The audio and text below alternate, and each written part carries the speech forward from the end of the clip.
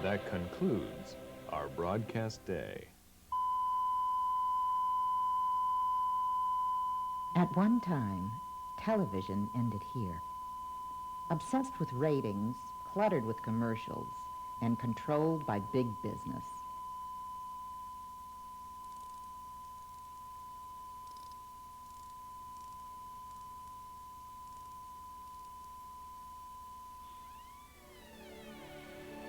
Here we see technical men adjusting the television image. There was a time when the idea of ordinary people making their own TV programs was as far out as going to the moon.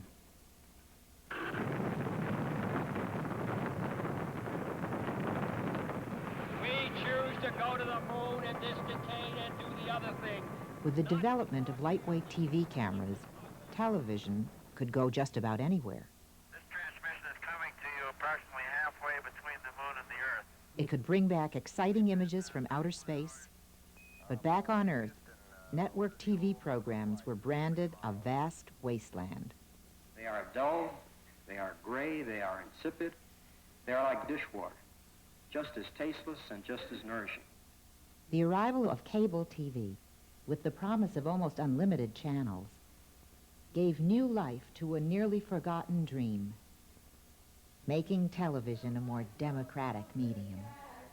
We'll fight for public access, embedded deep down in our hearts. There are now about 2,000 cities where local cable systems offer training, equipment, and channel time for people to make and distribute their own TV programs.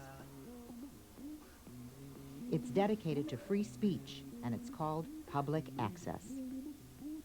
They can't get my whole view on an issue from channel 73642 or 24. But on channel 10 or 33, they can. In schools, libraries, basements, and storefronts, access studios have been cropping up for almost 20 years. This is a station about real people doing real things. And therefore, you, the people in the community who are doing real things, you're vital to a public access channel. Don't be intimidated by the equipment. Don't be intimidated by the technology. To help these students conquer their fear of the buttons, I made up this pattern. It's a lot more fun to make TV than it is to watch it. It's a labor viewpoint in San Francisco. A program about home birth in Fayetteville, Arkansas. Beware short agendas, they often turn into long meetings. Live, gavel-to-gavel coverage of city council meetings in hundreds of cities. And by the way, we drain this tank of water so that I won't drown. Making home repairs in Dayton, Ohio. In Roxbury, Massachusetts, it's a program made by teenagers fighting violence in their neighborhood. One got stabbed, and he was in critical condition. You see, in this land of free speech, the dying are supposed to go quietly for the sake of the living. A place to speak out on the AIDS crisis. It's a primetime electronic soapbox for media criticism and commentary in New York City. If you are that smart, you will be simple. If you are stupid, you'll be obscure. Vietnamese language news coverage in Cupertino, California. Hệ thống truyền hình tiếng cận công cộng là diễn đàn cho rất nhiều nhóm người, hầu như không có tiếng nói trong lĩnh vực truyền thông. Tất cả những tầng lớp bao gồm. It's 40,000 hours of local programming every week. At little or no cost to the user, public access is a bargain that's hard to beat. It's usually paid for by a small percentage of subscriber fees or out of license fees paid to a city by a cable company. With more than half the country wired for cable TV, the majority of Americans can now view or use these channels.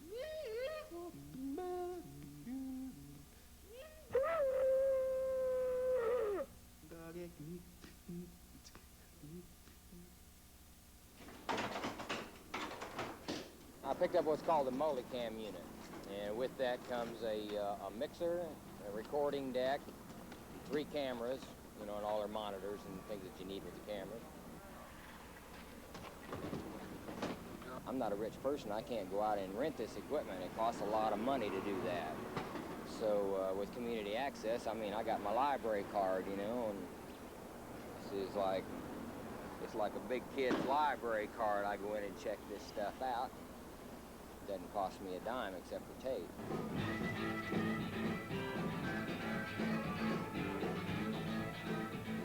I do it every week and sometimes twice a week. It's their only method of getting out there that works. Welcome to Austin, Texas. Well, we've got about, I would say easily about 75 tapes here for about 3 days worth of programming. And this is the busiest time of the week. It's Fridays. We take tapes back from playback and then we take them out. We're really got them stacked. This is Saturday, Sunday, and Monday's programming on ACTV. ACTV, Austin Community Television. It's one of the oldest and most prolific access centers in the country. I'll give you the best we got right here. A staff of 17 helps direct traffic as hundreds of community groups, artists, musicians, and other Austin residents make their own TV programs.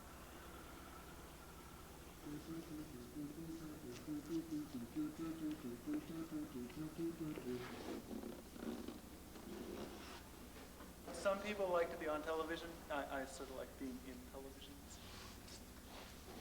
I started out with public access about 10 years ago or so. And it's gone through various funding eras. The famine days came first in this case. Days when we were getting by on a shoestring and less. There have been times when we were driving the tapes up to the head end of the system and doing live shows there, which is the only way we could do live shows. Rolling the car up at night, turning on the headlights, running down our batteries, and putting up 2 lawn chairs and doing a live show, live from the top of Mount Bunnell. The backdrop was wonderful. He didn't have to do chroma key. There's been a lot of opposition to it, the possible application of solar and wind energy resources to the city. For ACTV, it all started on a mountaintop in 1973 in circumstances that had become part of access folklore. When I was here a few months ago, you were all wondering if this would ever happen. Actually letting ordinary people have some kind of control over communication. It's unheard of in most parts of the world. It was a time when the family of Lyndon Johnson owned the only TV station in town, as well as half the cable system. We're trying to earn money for our own equipment, and in so doing, we're going to sponsor a rummage sale, and it will be this Saturday from 8 to 6 and Sunday from 8 to 4.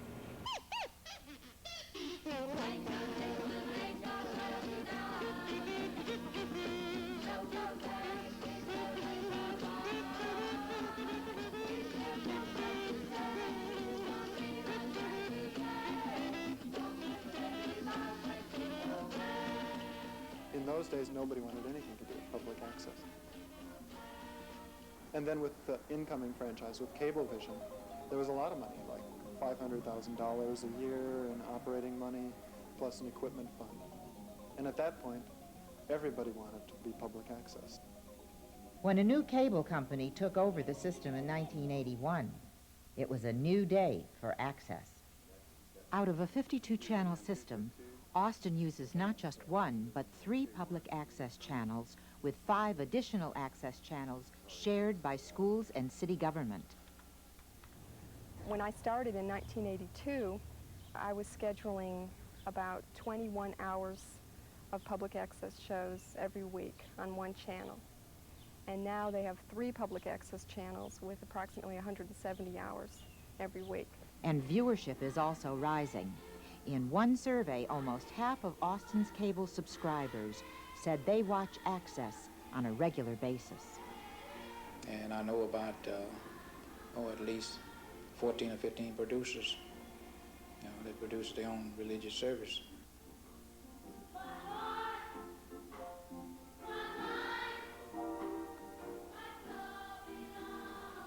It's a good feeling because you're reaching a lot of other people that can't come out there shut in, either sick or some other reason, you know.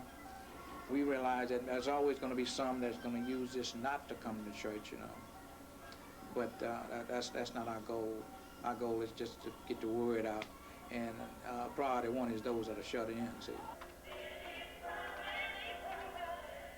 You look at what people watch. Children will sit in front of the television set. People will turn on the television before they pick up a newspaper, before they read a book, before they do a lot of things. So TV is the key if you have a message to get out to the public. Join us for Mis Amigos, a half-hour public affairs program featuring discussions of problems and solutions facing the Mexican-American community today. Acompáñenos en el programa de Mis Amigos. The programs on ACTV are as diverse as the people who make them. It takes a newsletter to keep up with it all. It's just people I know and people we know, and I don't know, it's just Austin.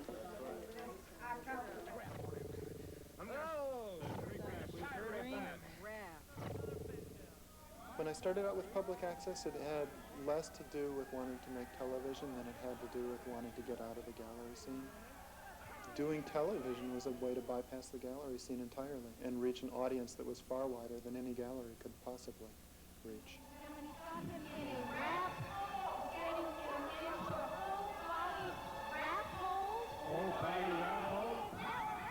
Access make you think. If you do nothing else, access make you think. So that's what our shows are about, to get black people to thinking. And we talked about issues that the churches, we talked about politics, we talked about education. Our folks are valiantly trying to fight and make those points, but they don't ever get in the paper. And I think that's important, to have that alternative view, that you're able to get your views out. And that is something you're definitely not going to get with the major media. That is totally out, completely out. The access channels seem almost a fluke in a country that produces and exports slick commercial TV programs for world consumption. They're a unique service of cable TV. And within the cable TV industry, they have lived a precarious life for almost 20 years. They owe their existence to people, ideas, and technological developments that go back more than 40 years.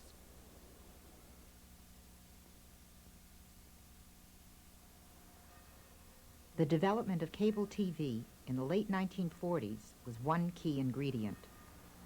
By some accounts, it was all started by an unlikely group of revolutionaries living near the coal mining hills in Lansford, Pennsylvania.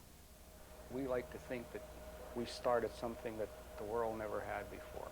Lansford was the Christopher Columbus of cable television. That's how I feel.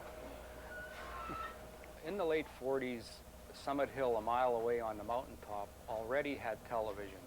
They were receiving 3 Philadelphia channels quite well.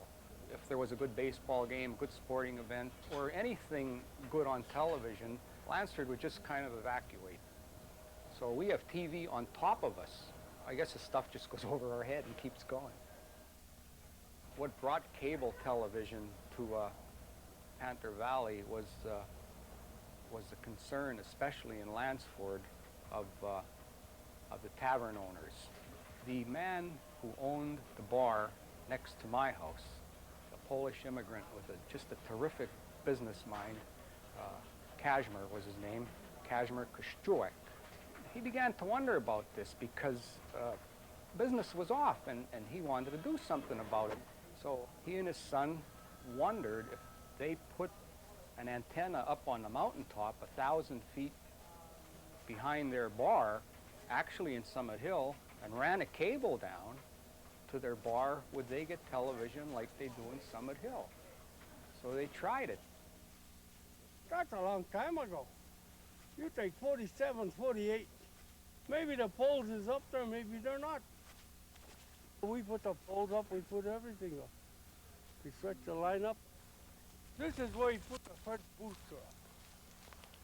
You see the 2x4? Reception was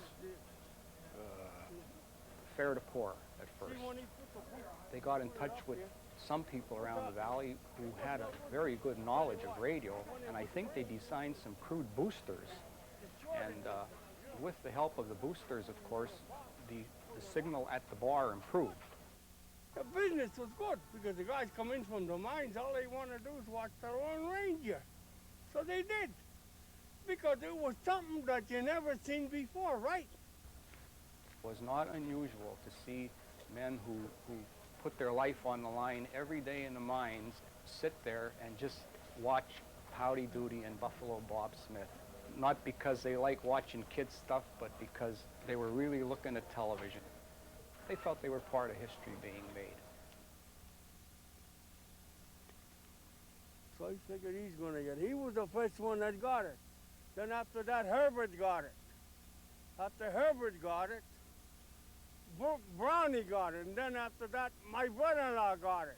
We stretched the line for him. My brother Corky helped him. Yeah, he was a master sergeant in the Army when he come over here. They got a telephone pole and they put a television antenna up there. Wound up getting Channel 3 and Channel 6 out of Philadelphia. And I guess that started it all.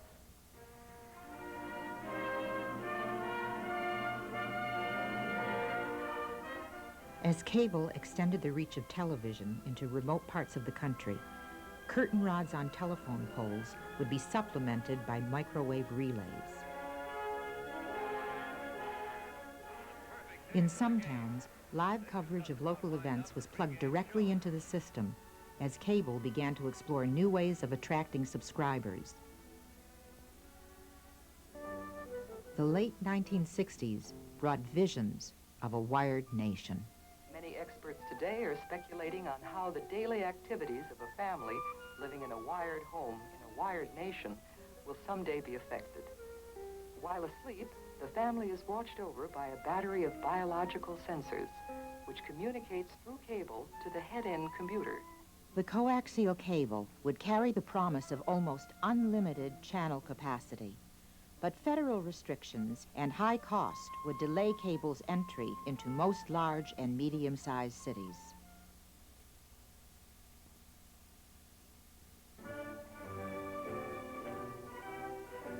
"1967 marked the arrival of a relatively affordable, easy-to-use, battery-operated, lightweight, black and white video portapack.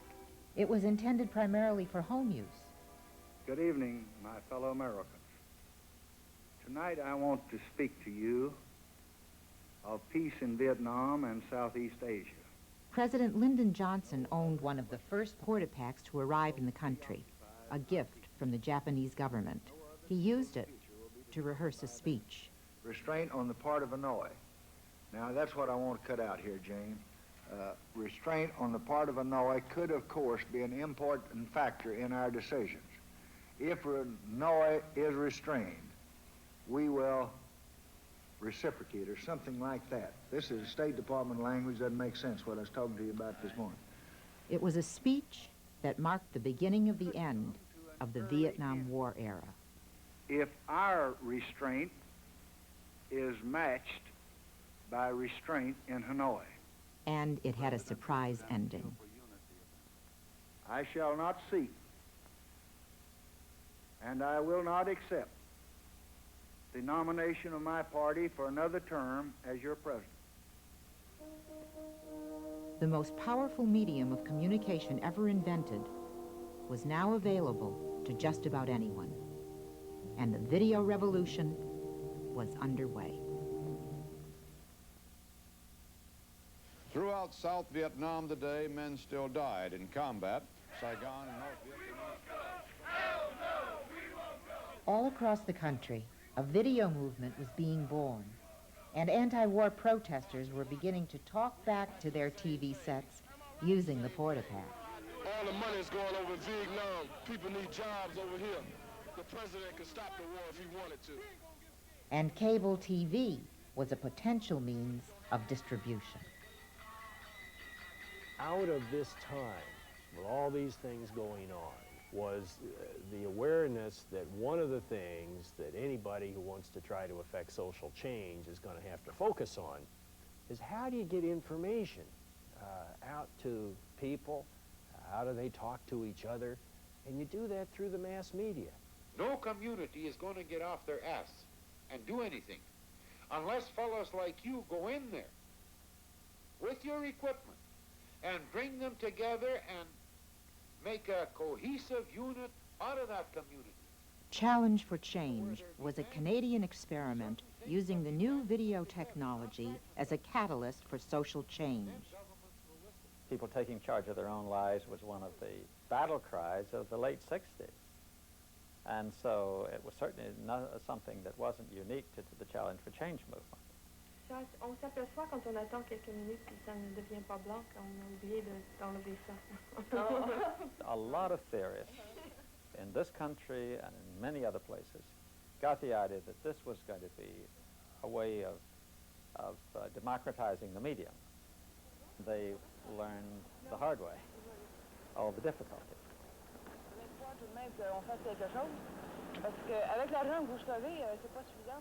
It was a government-sponsored program designed to help poor people organize and bridge the communication gap between the bureaucracy and the people.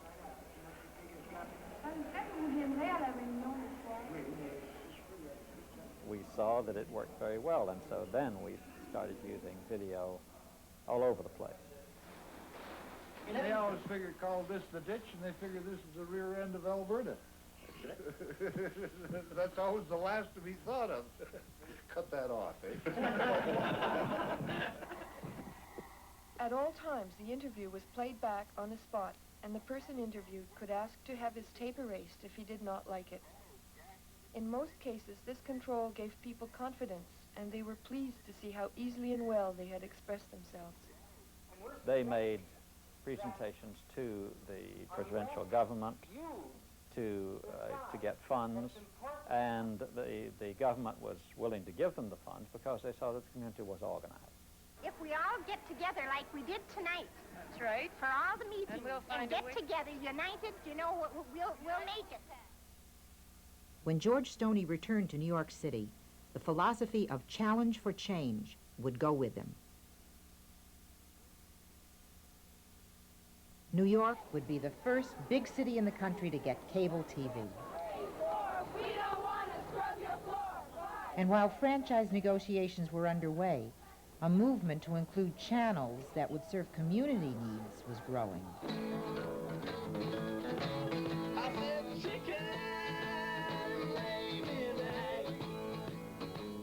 This was where cable TV, the Portapack, and people with a fresh idea called public access all came together.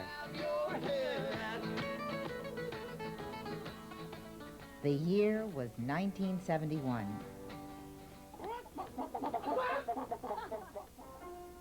Until the arrival of cable in the late 1960s, tall buildings blocked good reception, and New York City was a TV ghost town. A series of meetings were being held around New York about cable and the idea of public access. These were really hot and heavy big meetings that Thea Sclover and the people from Global Village and a number of other video guerrilla groups were holding. I'd like the President of the United States, please. Convincing the cable company to give up control of some spare channels was something that had never been tried before. The prevailing wisdom in the system was it's ridiculous, it isn't necessary, it won't be used, what do we need it for, what do we have to go and buy cameras and set up the equipment. In fact, in the late 1960s, Irving Kahn was chairman of the largest cable system in the country.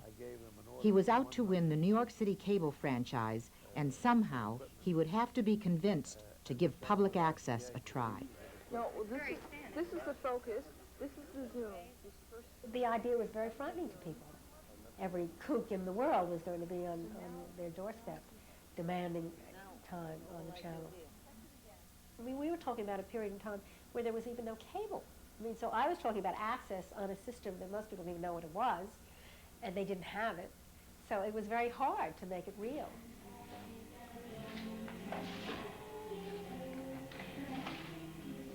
This is the video access catalog pre-prototype. It's the first half hour that I attempted to get together. With intense interest by video groups, as well as support from key city officials, the cable company was willing to listen. We were the largest cable system at that point in the country, and we wanted to merge with the second or third largest.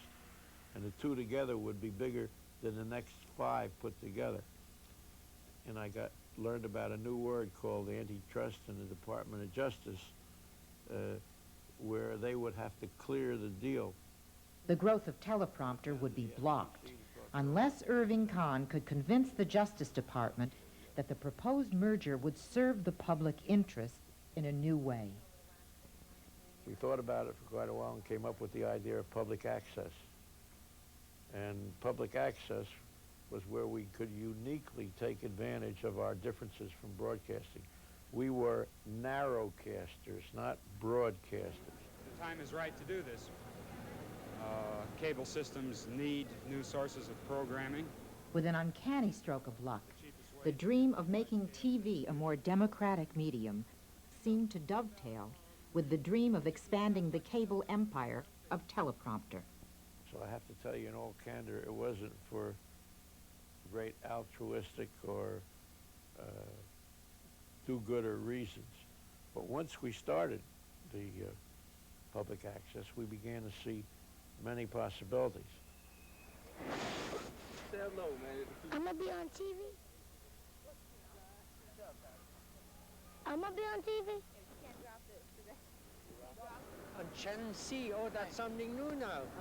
Now, we only have F and 8 and all those channels, but C we never had. That's new now. This is a new channel. Oh. The New York City cable franchise would become the first in the country to include provisions for access. Let's get a good shot of Roseanne Gaffney. Are we going to get a shot of the guy running the black and white camera? That's true. Yeah. On July 1st, 1971, the access channels began operation in New York City. This merchant has, in effect, by coming out farther than the law allows, appropriated from the people the sidewalk that belongs to them.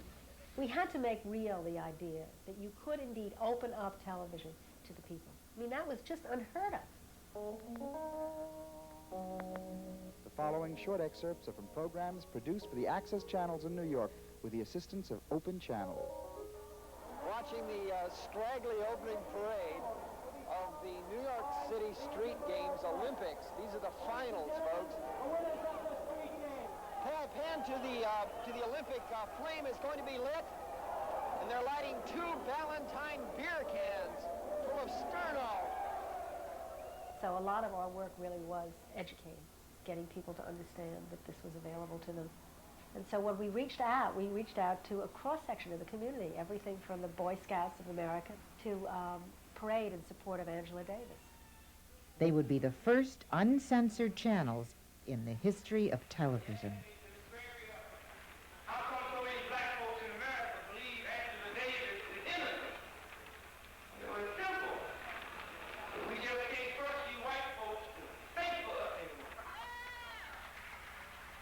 This really was an opportunity to translate freedom of speech into the electronic age.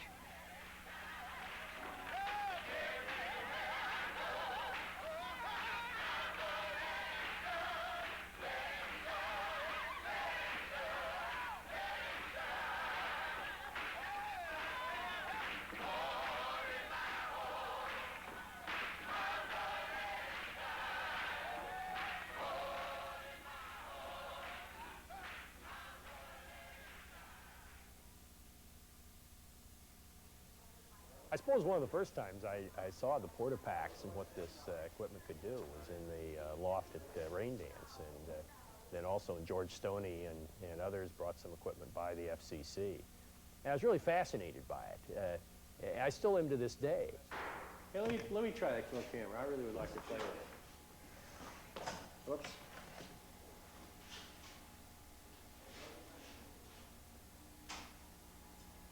Oh, I got gotcha. Hey, this is really fun, man. I'm figuring this thing out here. Nothing was more passive than our relationship to television. And so the notion of being able to activate people to participate in this process was very exciting to me. The commission was coming up with rules to regulate the cable industry. In general, historically, they'd been very anti-cable. And so this new set of rules was coming up, and they thought it'd be kind of nice if I would vote with the majority on this. And I held out for the notion of public access channels as a requirement for cable systems, kind of as in exchange for my vote for the rest of it, some of which I didn't have that much enthusiasm for. Hey, wow, that's really freaky, man. Hey, I really like this thing. I think there were some in the cable television industry who may have seen this as a way of getting more subscribers. They'd have something else to sell. I suspect there were some at the FCC and in the broadcasting industry who saw this as one more burden to lay on the cable industry in the hopes they could keep it from ever going anywhere and growing. It was going to be additional expense, take channels from them, and so forth. Some probably saw it as just a good American thing to do. And I suspect there are a lot of folks who just didn't pay cable much mind back then. I mean, cable didn't have much to sell. There weren't very many homes wired compared with the half of the nation at the present time. And I figured, what the heck, somebody wants it, let's let them have it, get on with the next item on the agenda. In 1972, the FCC passed new cable regulations which required access channels on most cable systems in the country. While they did have loopholes, they were on the books, and that was another milestone for access. We were training people literally off the street. You know, come in and learn how to use this and make your own television. And we then evolved into setting up workshops around the country in conjunction with cable systems.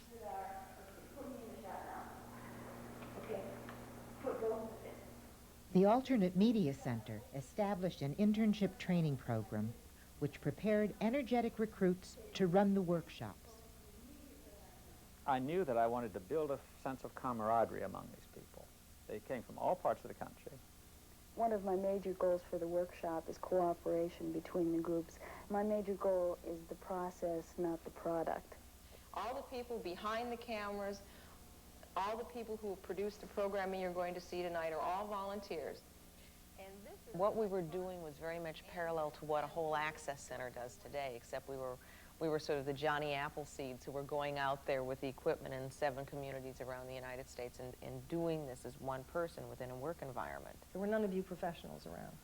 It was the people and the medium. And since we are pioneering in our cable TV, we must have you on our tape. Now, would you like to say hello to the people? We were convinced that it would work, that this would work, and we are out to demonstrate it. What in the world, sir, is a kazoo?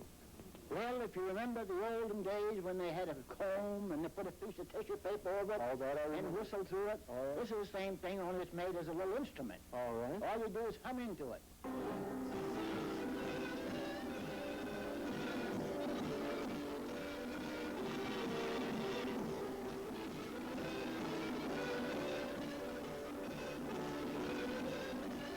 Alternate Media Center was certainly an advocacy organization more than an experimental place.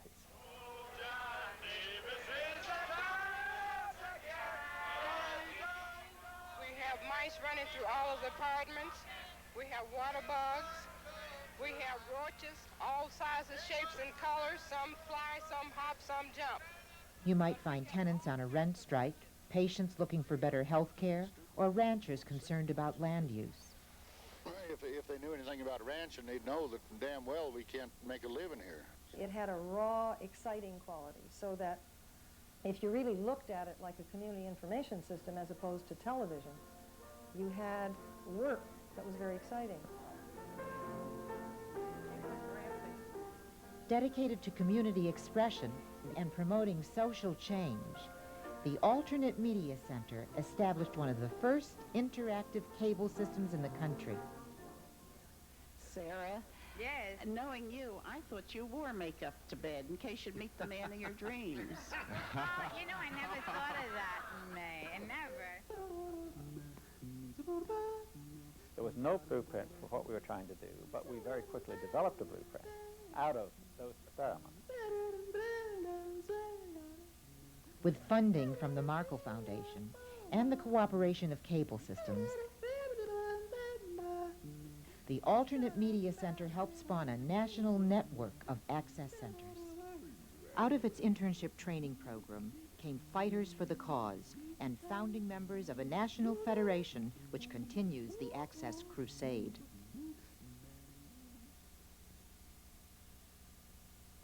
Throughout the 1970s, AMC interns were not the only ones who were starting up access centers across the country. Taos didn't have a cable system at all, and there were no plans for one. Santa Fe had a cable system, and we called the system manager to schedule an appointment to talk about doing public access. And when I mentioned on the phone public access, he went into, I was like pulling a trigger. This man exploded and said, "No, I've done public access. I'll never do it again. I don't want to talk to you." And he hung up. So we decided, well, okay, maybe Albuquerque. It just so happened that we were in the right place at the right time, I suspect, to make that happen. It was a long, arduous trip. We felt like pioneers in a way. We knew this was something new and exciting, and that it was different, and that it was challenging the established media in a way, that it was going to be an uphill battle.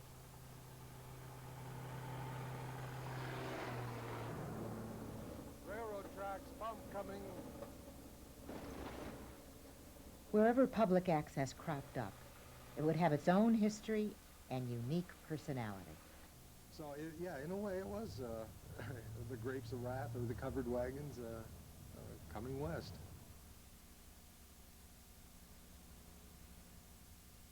Breaking down in Albuquerque. Right. So we started driving around and looking at empty buildings. And we found one, empty metal building, in which we had to build walls, partitions, and a studio, and that took the better part of 2 years to get that completely finished. Done with all volunteer help. What was an empty metal shell is now the home of quote, unquote. There's her mouth. Somebody's nose in her mouth. And I thought I was doing something wrong. Starting an access center meant using your wits to make ends meet and working very hard to convince reluctant cable companies, skeptical politicians, and next-door neighbors to support and use the access channels. Funding of public access for quote-unquote particularly has changed dramatically in the 8 years since we started it, from absolutely no funding at all to $250,000 annual operating budget. 3, 2, 1 and cue. This afternoon on a program we have a beautiful young lady who has come to speak to us about her ideas. The thing that has stayed the same through all of that is the idea that public access is something that gives people the opportunity to realize their First Amendment rights. That is what has kept me working with public access. Also, next year, we also have some ongoing productions like Friday Night Albuquerque Magazine. They're always looking for people. Once you become a member of Media Associates, you're allowed to use any of the equipment in the facility, any of the facilities here, editing, studio, what, at no charge, as long as you're producing programming for the channel.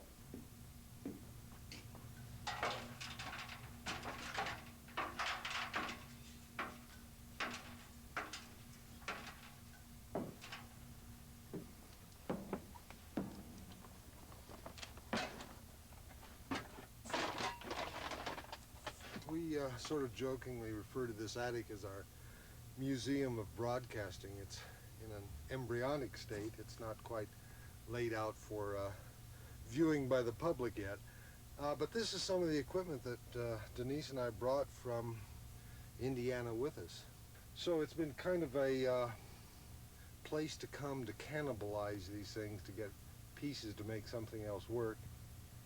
We never would have gotten quote-unquote going if it hadn't have been for all of this equipment that we brought. We've got audio boards, audio amplifiers, video amplifiers. We work from Maine to Mexico. There's nothing like this Mexico of ours. I'm not a nice human being. A little work, this could be put together, and you could have a television station from the 50s. afternoon. It's Monday, and once again it's time for Teletracks. This is New Mexico's only call-and request music video program. Phone numbers on the wall. One of the unexpected outcomes of our workshop training was that somewhere around 20 people have gone through our workshop, done a few productions, taken their sample reels to the local commercial stations and gotten work in commercial television. It's kind of strange because in our case, it was exactly the reverse. I started out in commercial television and was fortunate enough to find public access, which is much more rewarding to me than working in commercial television. Look at that! What is that? What could that be?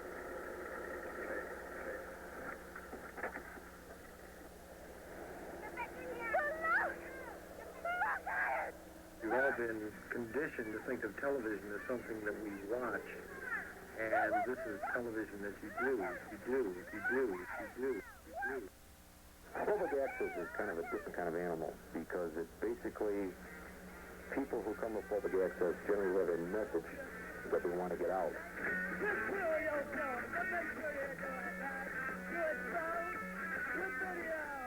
Public access television, Albuquerque, your community cable channel. The 1970s started out as slow growth years for cable. But federal rules that had kept cable out of most large and medium-sized cities began to change. And with the rising tide of new program services, starting with home box office in 1975, coupled with the new satellite delivery system, cable had more to sell than just improved reception and was ready to make its move into the big city turf of broadcasters. Before the 1970s were over, America's cable wars would be underway, and the access channels would have an important role to play. Well, following these 1972 rules, including the requirement for public access channels, there was a legal challenge. And there'd been a question all along about how much cable regulation the Commission could do without it having any provision from Congress with regard to this. And finally, in 1979, the Supreme Court decided that indeed the FCC had gone too far. At that time, everybody said it was going to be the death knell of access. Access was all going to go away. But by that time, we were right in the beginning of the big cable franchising wars. Long-term exclusive contracts meant high stakes and stiff competition. The access channels became a bargaining chip, and in many cases, the ingredient which set one proposal apart from another.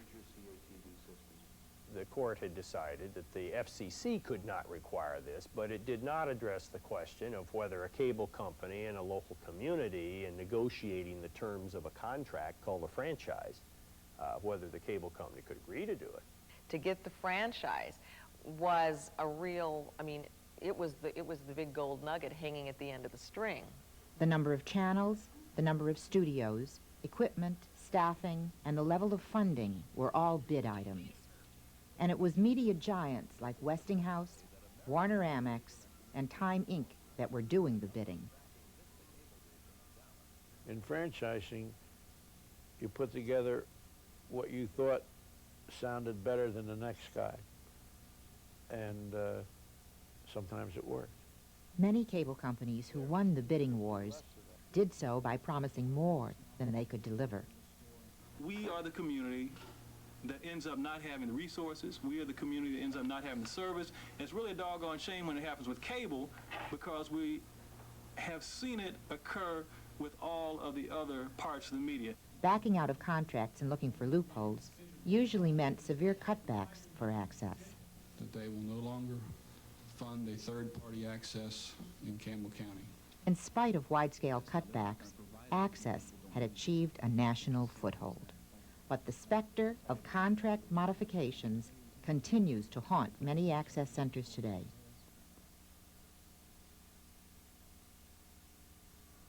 Austin Community Television has become a model for the country. It's a grassroots communication resource that serves diverse local needs. But before the 1980s were over, ACTV, like Access in many other cities, would face one survival test after another. In some cities, the dream of having an open channel would be interrupted by a nightmare. Community cable television. Who should have access to it and who should not? Well, questions like these are being asked after a program allegedly sponsored by the Ku Klux Klan aired on Austin's Access Channel. Austin was one of the first cities in the country to receive a controversial program called Race and Reason. It was videotaped on a campus in Southern California, and when students on campus found out, they tried to shut the Access Center down.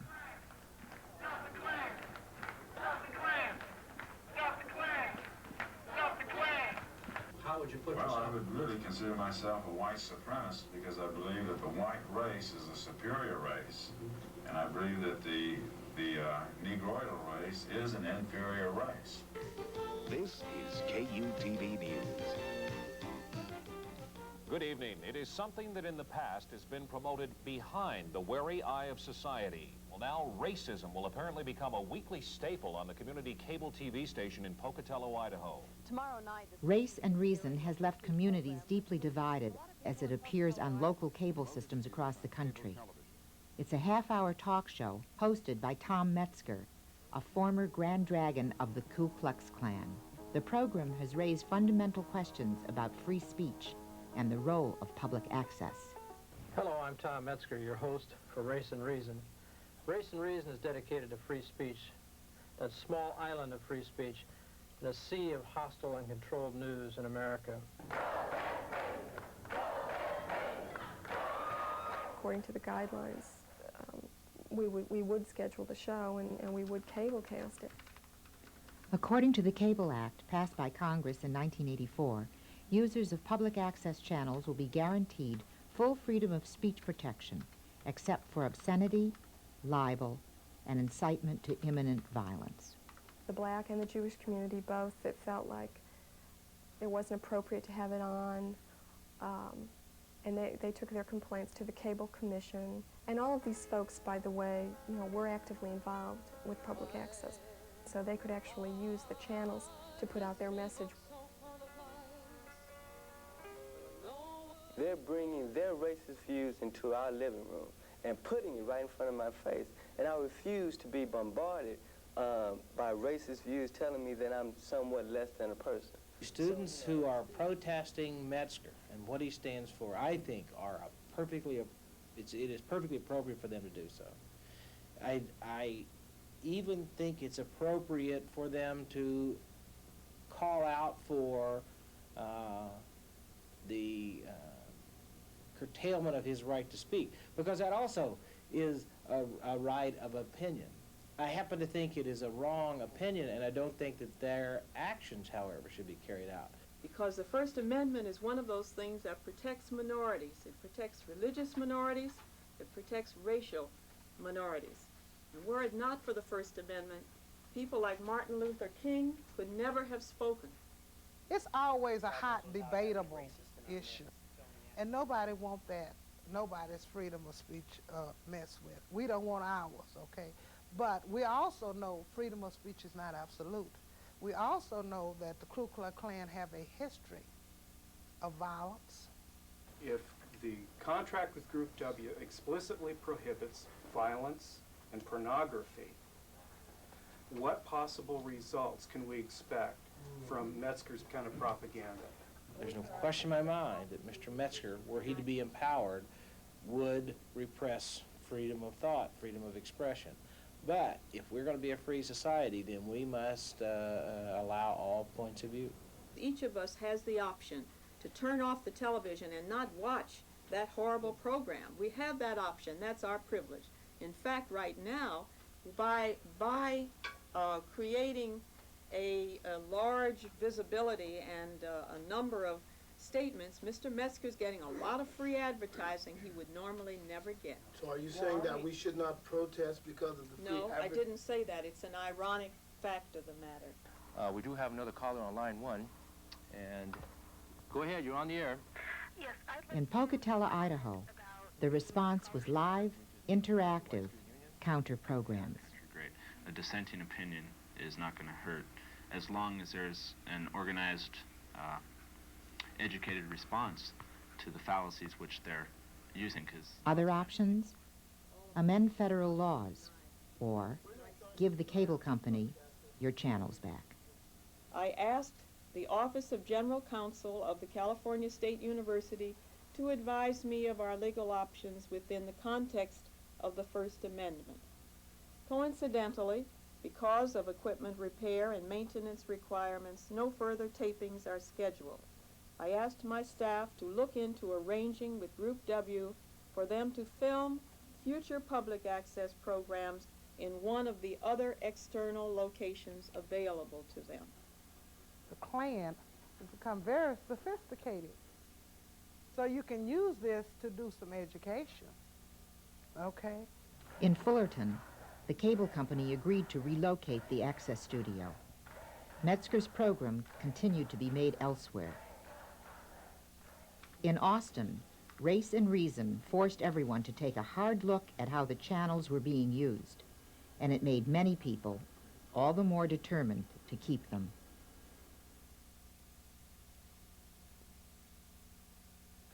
Our manufacturing facility generates about 4 million feet of drop a day and about a little over 1 million feet of hard cable, T&D a day.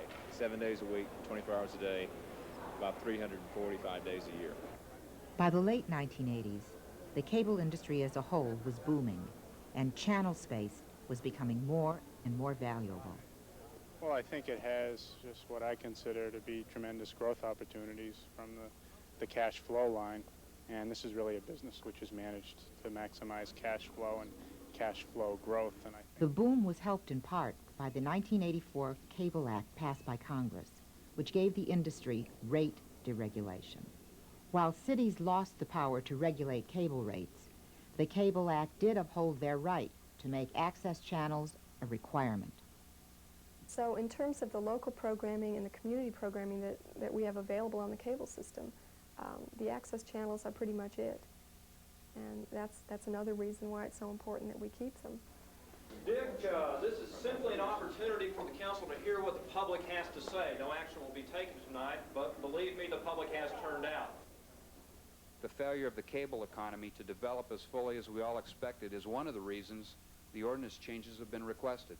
While most of the industry was prospering, Austin Cablevision announced to the city it was facing financial loss. Unfortunately, part of the rhetoric over the past few months has included such untrue assertions as Austin Cablevision wants to do away with access television. I suspect that that's what's brought many people to this hearing tonight, and in truth, they come for no reason. We do not propose... I want order out there. This man They're proposing to cut back from 8 fully programmed access channels that we have now back to 4 access channels. They're proposing to eliminate funding, operational support for funding access. They're proposing to get rid of all of the equipment that is approximately $500,000 worth of equipment that is required in the franchise, and to get rid of the requirement for an access studio. ACTV survived famine and controversy. It would now be facing an even bigger challenge: the lawyers and accountants of the cable company. A lengthy series of public hearings would consider the fate of ACTV. Cablevision has been sending millions of dollars from local subscribers to its parent company, ATC, in Denver. Last year, ATC reported record profits. Cablevision's allegedly poor financial showing is due primarily to accounting methods which misrepresent the company's rate of return. I hope that you will vote against franchise modification and against Cablevision's Oliver North-style bookkeeping methods. I also urge you to begin enforcing the city's contract with Cablevision. I'm not aware of any promises that were made that haven't been delivered upon when they have had some commercial or practical feasibility. There were provisions that were forced into contracts by cities and their consultants. Their feeling was, we've got a contract with you guys, and if you don't perform on that, you're wrong. And we said, you know, that's not real helpful to the viewer and the citizen and the taxpayer, because if we're doing a lot of things that are purely wasting money because someone once had a pipe dream that it would work, that money ends up coming back as part of our pricing base, and the consumer has to pay more for cable television in Austin if that happens. That's not worthwhile. We're willing to try to do a certain number of pipe dreams that we don't believe in much, but which have a chance. We're not willing to do the things that have no chance. And so that's really where the Austin situation, as we see it.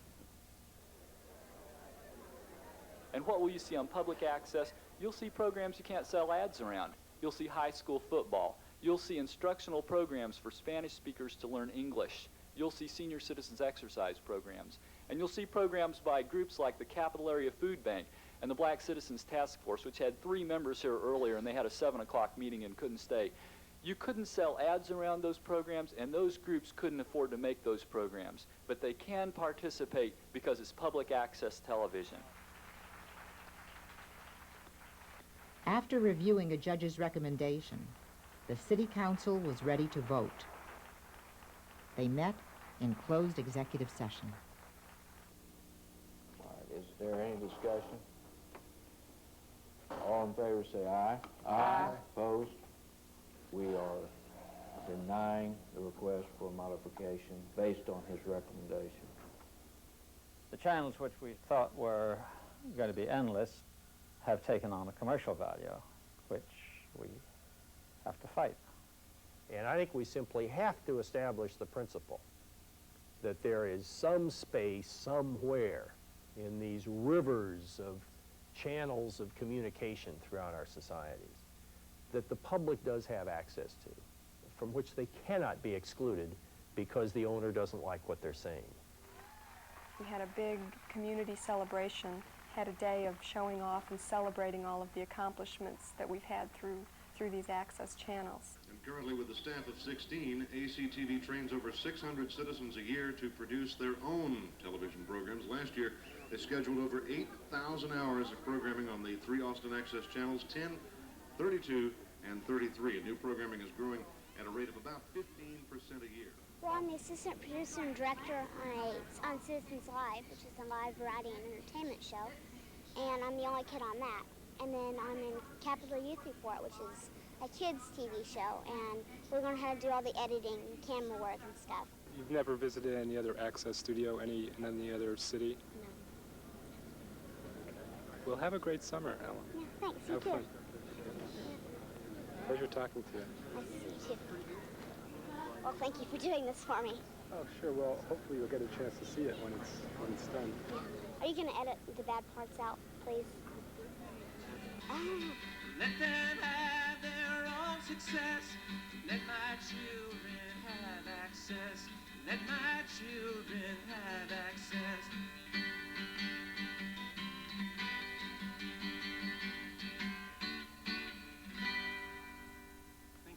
Don't just view it, do it.